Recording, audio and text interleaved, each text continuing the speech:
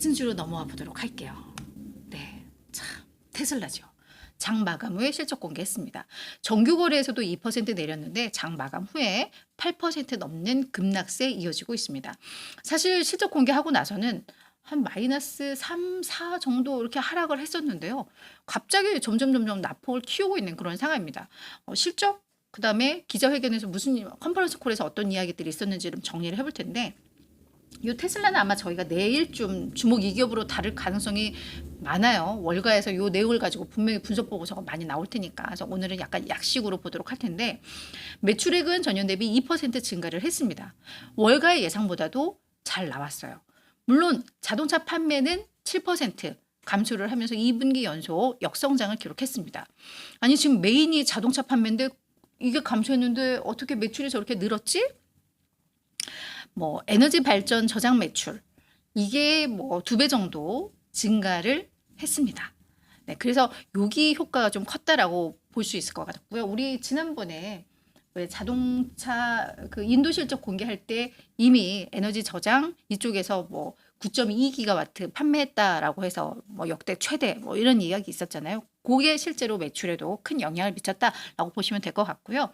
그리고 이 자동차 판매 이 안에는 규제 크레딧 매출도 사실 포함이 돼요. 그래서 자동차 판매도 저 정도 감소로 끝날 수 있었던 게 그게 한 3배 이상 증가했다고 합니다. 그러니까 탄소 배출과 관련된 건데 전기차는 탄소 배출이 없으니까 그거를 이제 탄소 배출을 많이 하는 기업들에게 막 판매를 할 수도 있고, 그죠? 정부로부터 그에 대한 뭐 인센티브라던가 포인트를 받을 수도 있고, 그래서 이제 그쪽 매출이 많이 늘면서 어느 정도 상쇄를 한 겁니다. 그래서 매출 자체는 저 정도로 보면 그래도 선전했다라는 게 확인이 되는데 수익성이 많이 망가졌습니다. 조정 EPS가 52센트 기록하면서 전년 대비 뭐 거의 반토막이 났어요. 43% 급감했고 월가 예상에도 크게 못 미쳤습니다. 뭐 이유는 뭐 유럽이라던가 미국이라던가 중국이라던가 계속해서 가격을 인하를 했습니다. 그 여파일 거예요. 가격 인하한 것은 뭐 경쟁이 심화되고 있으니까 어쩔 수가 없죠.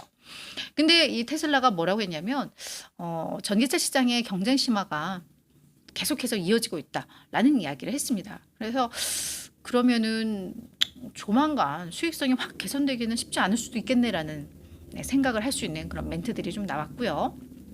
로보택시 공개 행사 8월 8일에서 그냥 10월로 연기된 걸로만 우리가 알고 있었는데 10월 10일이라고 이야기를 했습니다. 근데 뭔가 저 날짜도 의미가 있을 것 같아. 텐텐. 그죠? 근데 그래서 월가에서는 저 10월 10일까지 테슬라를 이끌 만한 뭔가 촉매제가 없다. 그러면 그동안 이제 주가 흐름이 약간 우려된다라는 이야기죠. 10월까지. 앞으로 3개월 넘게 남았으니까. 그래서 이제 저런 부담감들이 오늘 주가에 영향을 좀 미친 것 같고요. 그리고 뭐 로보택시를 정확히 뭐 이때는 행사 여기서 뭔가 다양한 것들이 나오겠지만, 그래서 언제 그럼 출시가 되는지 이런 구체성이 조금 부족했습니다. 그래서 뭐 내년에 출시가 안 되면 뭐 놀랍겠지? 뭐 약간 뭐 이런 식의 멘트들을 좀 했으니까 그거에 대한 뭐 불확실성이라고도 좀 볼 수 있을 것 같아요.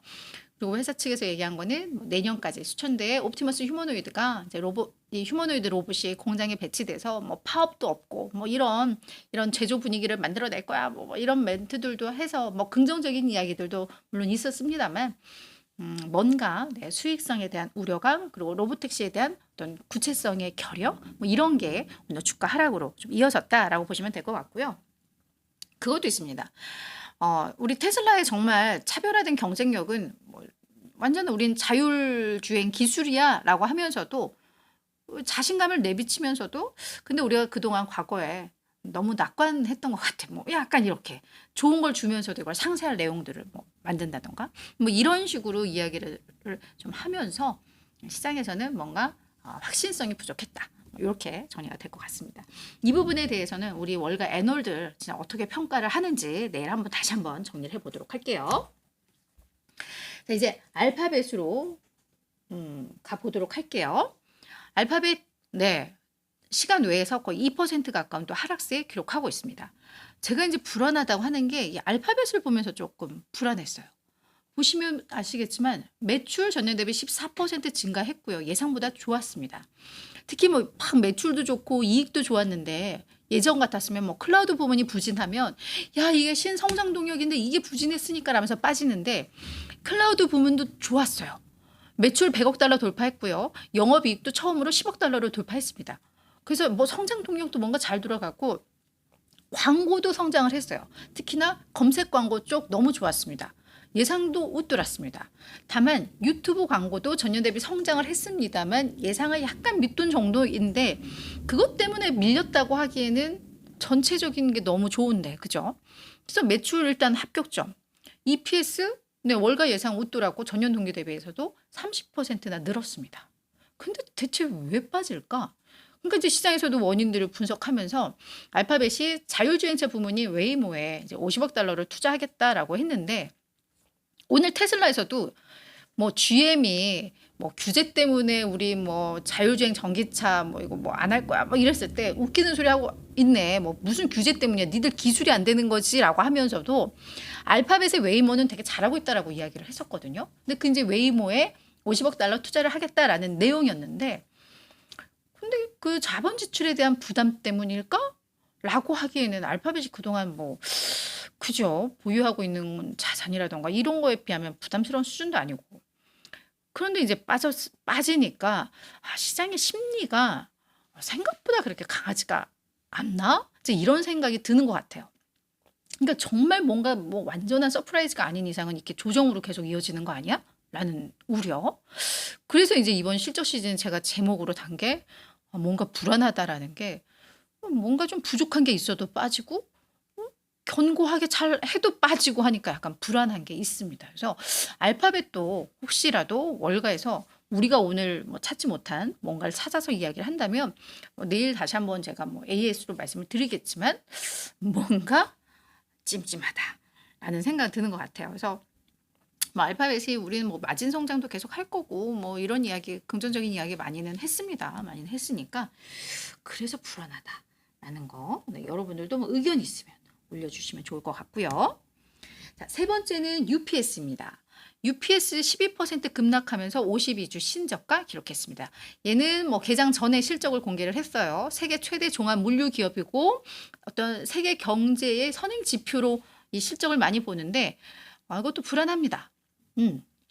매출 전년 대비 1.4% 감소했고요. 월가 예상 꽤 밑돌았습니다. 그죠? 한 4억 달러 밑돌았으니까 우리 돈으로 한 5천억 원 정도 밑돌았습니다. 7개 분기 연속 역성장하고 있고요.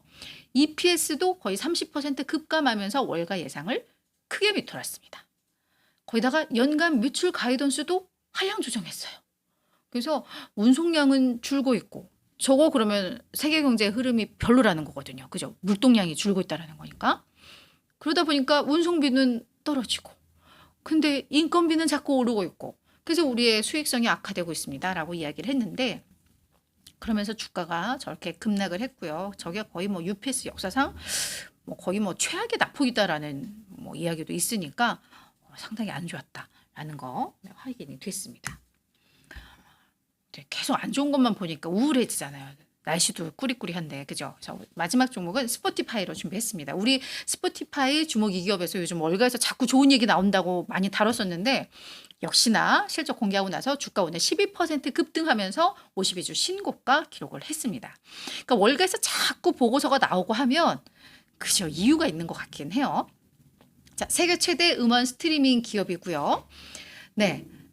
얘들은 지금 화폐 단위 유로로 표시가 됐습니다. 전년 대비 20% 증가하면서 매출액은 월가 예상에 약간 모자란데 부합하는 수준으로 나왔습니다. 근데 EPS가 흑자 전환에 성공을 했고요. 월가 예상보다 훨씬 좋았습니다.